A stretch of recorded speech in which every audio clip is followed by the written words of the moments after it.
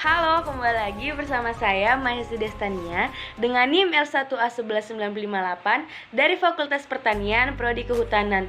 Nah, di video pembelajaran kali ini saya akan sedikit membedah tentang mata kuliah agroforestry, di mana di sini saya mengambil jurnal yang berjudul tentang praktik dan kebijakan sistem agroforestry yang ada di negara Amerika Serikat. Kira-kira apa saja sistem yang dipakai di dalam negara tersebut? Mari kita saksikan. Lalu di slide berikutnya kita akan masuk ke definisi dari agroforestry itu sendiri. Yang dimaksud dari agroforestry adalah suatu sistem pengelolaan lahan intensif yang mengoptimalkan manfaat dari interaksi biologis yang diciptakan antara pohon ataupun semak yang sengaja dikombinasikan dengan tanaman ataupun dari ternak. Lalu di Amerika sendiri ini memakai 5 sistem agroforestry yang diidentifikasikan memiliki kepentingan tersendiri. Yang pertama ada sistem tanaman agronomi pohon ataupun pemotongan dan intercropping gang. Lalu yang kedua ada sistem strip penyangga vegetatif riparian. Lalu yang ketiga ada sistem pohon hewan atau silvopasturing. Lalu yang keempat ada sistem tanaman hutan ataupun tanaman khusus seperti tanaman pertanian kehutanan. Dan yang terakhir itu ada sistem pemecah angin atau yang bisa disebut dengan shelter belts. Nah, seperti yang kita tahu bahwa negara Amerika Serikat sendiri merupakan negara dengan luas hutan yang cukup besar. Nah, dengan menggunakan sistem agroforestry ini sendiri ternyata menimbulkan beberapa kekhawatiran kepada masyarakat yang peduli akan lingkungan. Yang pertama itu ada kekhawatiran dalam bentuk sumber daya, di mana sebagian besar lahan hutan yang dikonversi sekarang sedang dipotong ataupun tidak mandiri yang berada di bawah sistem tanam yang saat ini bisa diantisipasi. Lalu yang kedua ada kekhawatiran dalam bentuk ekonomi, di mana penanaman adalah sumber daya yang berkelanjutan yang mampu di lahan sedikit tapi dia bisa produktif. Nah, seringkali sistem ini berkelanjutan hanya dalam arti bisnis dan seringkali hanya karena praktiknya ini adalah supported yang merupakan bagian dari pemerintahan. Lalu ada yang ketiga, kekhawatiran lingkungan, di mana kualitas air dan udara dan pengendalian erosi tanah harus ditingkatkan secara signifikan sebagai akibat dari praktik agroforestry tersebut yang akan menggantikan penanaman tradisional dan praktik ture di lahan agrikultural yang sedikit lebih produktif. Nah, yang terakhir itu ada kekhawatiran dalam bentuk sosial, di mana lingkungan yang stabil itu harus diperlukan untuk kesejahteraan psikologis individu serta pengembangan masyarakat itu sendiri. Nah, kawasan hutan yang menyediakan tempat rekreasi dan rekreasi ini bisa juga mendukung pariwisata serta industri bahan yang berbasis kayu.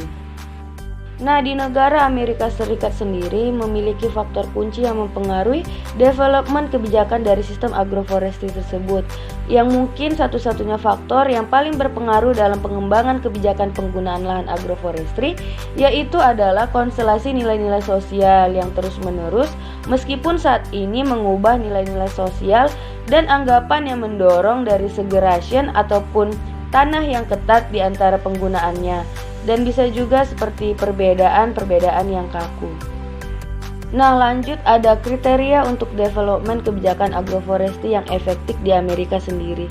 Nah, untuk membuat agroforestry menjadi alternatif penggunaan lahan yang efektif, membutuhkan desain sistem intensif, manajemen yang relatif kompleks untuk serangkaian kondisi yang sangat bervariasi.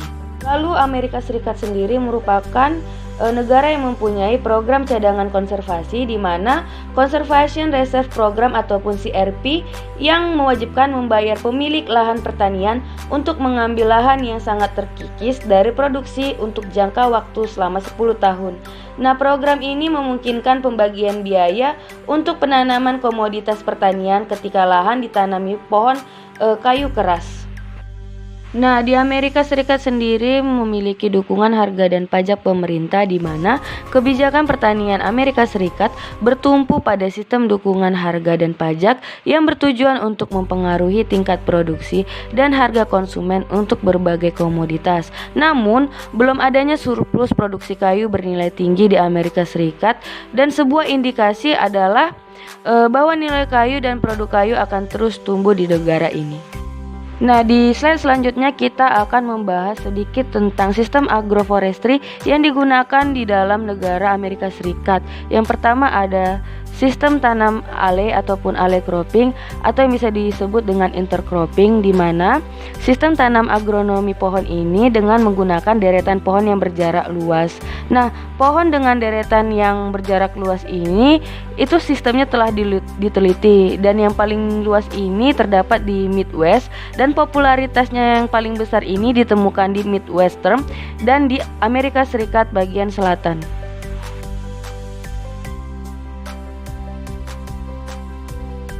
Lalu kita masuk ke sistem agroforestry yang kedua, yaitu pengelolaan silvopastoral, di mana silvopasturing yaitu merupakan sistem hewan dan pohon di mana selama berabad-abad ditanam dengan pohon-pohon di bawah pengelolaan intensif untuk pengembalaan ternak. Nah, kepadatan pohon yang terkait dengan sistem penuaan di Amerika Serikat sendiri sangat bervariasi dengan pohon spesies dan usianya.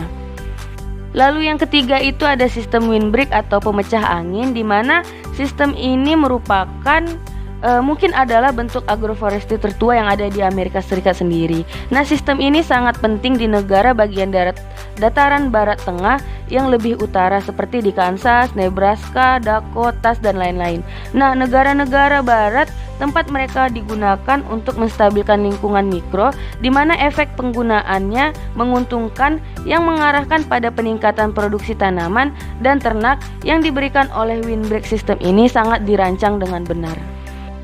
Lalu yang keempat itu ada sistem strip ataupun penyangga pohon, di mana sistem penyangga vegetatif koridor ini merupakan riparian yang terdiri dari kombinasi jenis vegetatif, yaitu pohon, semak, dan rumput yang digabungkan secara optimal di sungai ataupun di tepi sungai untuk membantu mengendalikan sumber non-point polusi saluran air, dan sementara itu juga regulating untuk melindungi habitat perairan. Sistem semacam itu yang memiliki aplikasi yang luas di seluruh Amerika Serikat, tapi tidak ada tempat yang lebih penting daripada di negara-negara yang sangat membutuhkan sistem pertanian.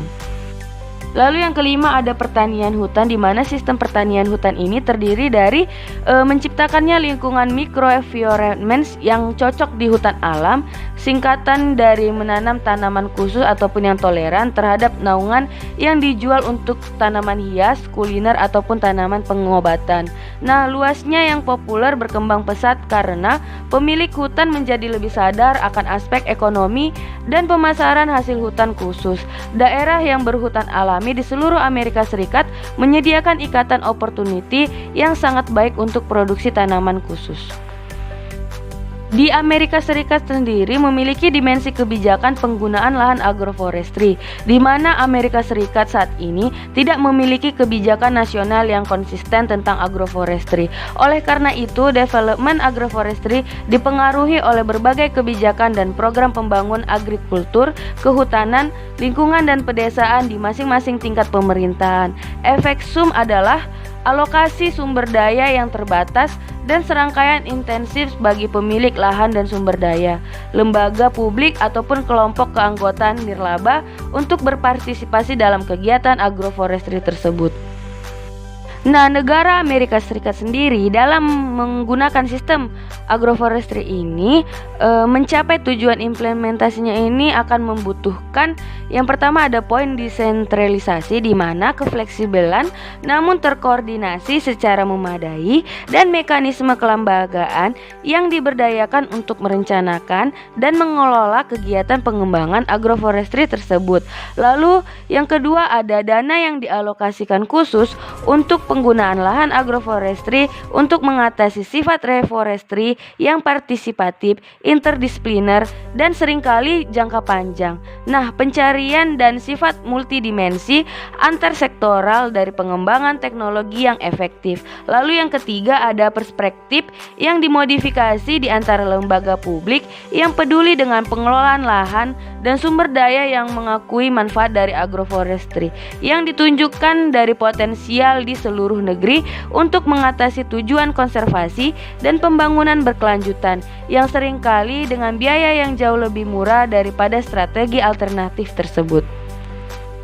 Nah, demikian yang bisa saya sampaikan sedikit tentang praktik dan kebijakan sistem agroforestry yang ada di negara Amerika Serikat. Saya ucapkan terima kasih atas perhatiannya. Kalau ada salah kata saya mohon maaf. Terima kasih.